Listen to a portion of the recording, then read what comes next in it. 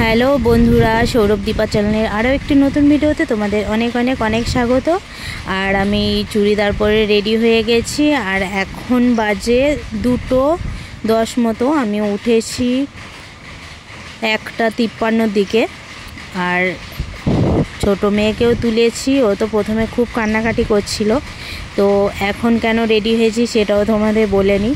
বাপের বাড়িতে যাব, আর এত দূরের রাস্তা তোমরা তো জানোই, নদিয়াতে।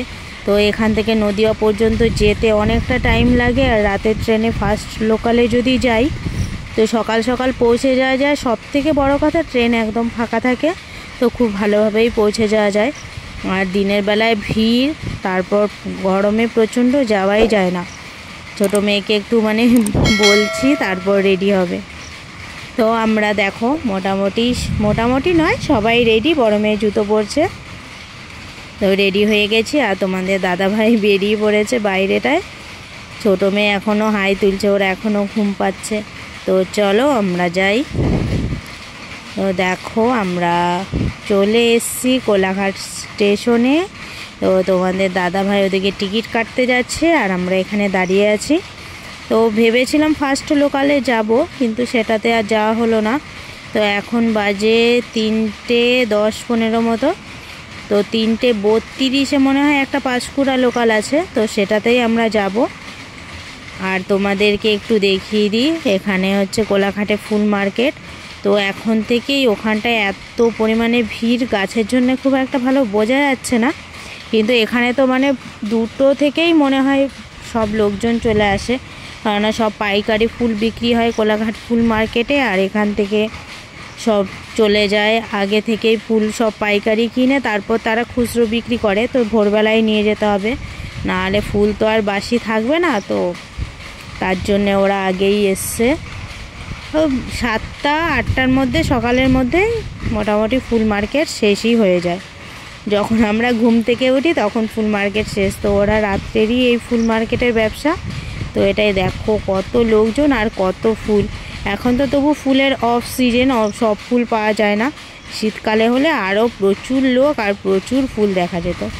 এখান থেকে যদিও সেমন বোঝা যাচ্ছে না, তবু অনেকটা বোঝা যাচ্ছে, গাঁদা ফুল টুল সব আছে।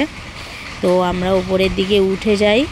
ট্রেনের অ্যানাউন্স হয়ে গেছে, তোমাদের দাদাভাই এখনও টিকিট কেটে আসেনি। তো টিকিট কেটে এলেই আমরা উপরের দিকে উঠে যাব। দাঁড়িয়ে আছি তোমাদের দাদাভাইয়ের জন্যই এখানটায়। তো চলো স্টেশনে যাওয়া যাক। তো দেখো স্টেশনে উঠে একটুখানি বসতে যাব, আর ট্রেনটা চলে এসছে। তো ট্রেন এখন তো 3:32, তো খালিই আছে। যারা ওই ফুল নিয়ে আসে বা ফুল নিয়ে যাবে বিক্রি করতে, একমাত্র তারাই নামছে। দেখো সবার কাছেই মোটামুটি ফুলের ব্যাডিং আছে। আর যারা কিনতে এসেছে তাদের কাছে এমনি বস্তা থাকে। তো দেখো পুরো ট্রেনটা প্রায় বলতে গেলে খালি, 2-1জন যাও ছিল, তারা এই স্টেশনেই নেমে গেছে। তো দেখো পুরো ট্রেন খালি। রাতে গেলে পরে বোঝা যায় যে আর 1-2জন যা উঠছে। তো আমরা বসে পড়েছি, ট্রেনটা এখনও ছাড়েনি।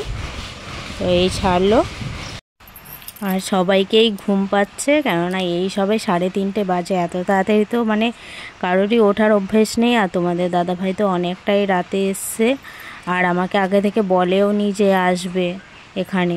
তো আমি জিজ্ঞাসা করেছিলাম, তখন বললো এখনও ঠিক নেই। তো তার জন্যে সব কিছু রেডিও করে রাখিনি, জামাকাপড় সব কিছু গুছিয়ে 1টার দিকে ঘুমিয়েছি। আবার এই 1 ঘন্টা মতো ঘুমিয়ে আবার উঠে এই রেডি হয়েছি।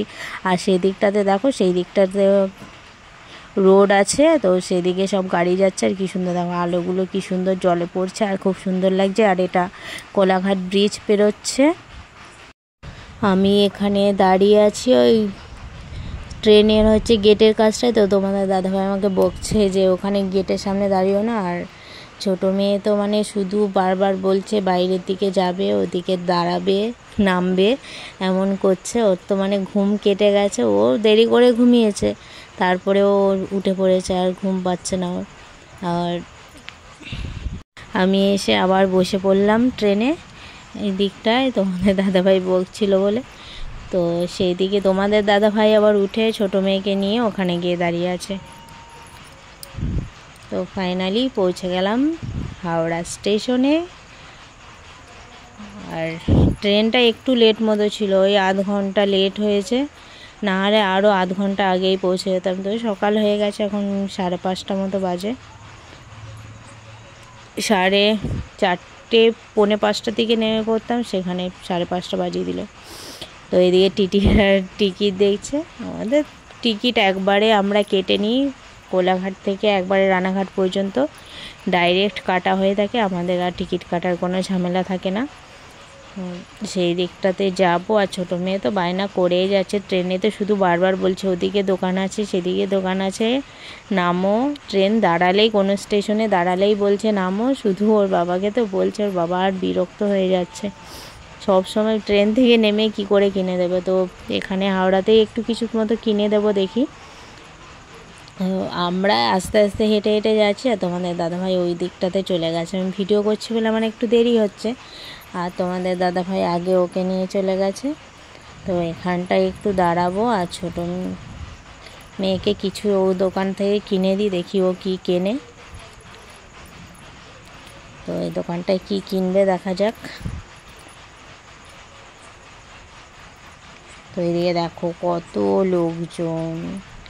হাওড়া স্টেশনে তো মানে সারা রাতই যারা ভোরবেলার ট্রেন বা রাতের ট্রেন বা অন্য কোথাও থেকে এসে হয়তো থাকলো, ভোরবেলায় আবার গেল, তো সেখানে তো মানে সব সময় মোটামুটি হাওড়া স্টেশনে সব সময় ভিড় থাকে। সব এক্সপ্রেস যায়, অনেকে কাউকে পৌঁছে দিয়ে গিয়ে বাড়ি যেতে পারে না, ওখানে রয়ে যায়, সকালবেলায় যায়। তো সকালই ওখানে প্রচুর পরিমাণে লোক। ওই ছোটো মেয়ে দেখো দেখাচ্ছে ওটা কিনবে, সকালই মিষ্টি জিনিস খাবে, ডেয়ারি মিল্ক মনে হচ্ছে বলছে কিনবে, তো সেটাই ওর বাবা কিনে দিচ্ছে। আর কেনা হয়ে গেছে, এবার বাইরের দিকে বেরোবো। আর ছোটো মেয়েকে কিনে দিয়েছি, বড় মেয়েকে কিনে দেওয়া হয়নি, ওর জন্য ওর মনটা খারাপ হয়ে গেছে। আমি বললাম যে ওদিকে বাইরে বেরিয়ে কিনে দেবো, বাইরে বেরিয়েই কেনার আছে, শিয়ালদাতে গিয়েও কেনার আছে। তো ওর এখনই চাই, বোনকে কিনে দেওয়া হয়েছে, ওকেও এখন দিতে হবে। তো দেখো কত লোক শুয়ে আছে, দেখো সব ঘুমোচ্ছে। ওদের কটার সময় ট্রেন আছে কি জানি। আর এদিকে অনেক ফুড প্লাজা, ফুডের সব খাবারের রেস্টুরেন্ট আছে। তো আমরা বাইরের দিকে বেরিয়ে যাই, তারপর দেখি ওখানে বাস কোথায় পাওয়া যায়। সামনে বেরিয়েই বাস পাওয়া যায়, আর ভেতরের দিকে ওই দিকটায় যেতে হয় না। আগে তো এই সামনেটায় অনেকবার বন্ধ হয়ে গেছিলো বাস দাঁড়ানো, ব্রিজের এই দিকটায়। তো সেখান থেকে আগে বাস নিতে পারতাম না, তো তখন খুব অসুবিধা হতো, অনেকটা হেঁটে যেতে হতো আমাদের। আর এখন পাওয়া যায় সামনে থেকে, তো তার জন্যে অনেকটাই কম হাঁটতে হয়, না হলে তো অনেক হাঁটতে হতো। তো দেখো হাওড়া ব্রিজ। তোমাদের দাদাভাই তো আগেই চলে যাচ্ছে, আর আমাদেরকে শুধু বলছে চলো চলো। তো ভিডিও করতে গেলে একটু আস্তে আস্তে না হাঁটলে ভিডিওটা ভালো করে করাও যায় না। আর ফোনটা যেহেতু ধরে আছি, তো আমাকে সব দিকে দেখেই যেতে হবে। তো দেখো সকালবেলাতেই বাইরেটায় ভিড়, আর আকাশটা দেখো কি সুন্দর লাগছে। এখন তো হাওড়া ব্রিজটা দেখতে খুব ভালো লাগে। তো বাসে আমরা উঠে পড়েছি, আর দেখো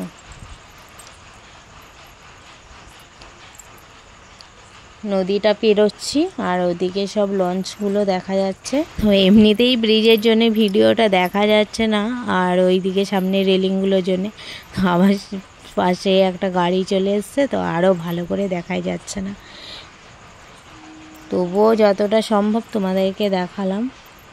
তো আমার তো মানে নদী দেখে বা ট্রেনের ধারে সব পুকুর, এগুলো ঘাস জমি, এগুলো দেখে যেতে তো খুব ভালো লাগে।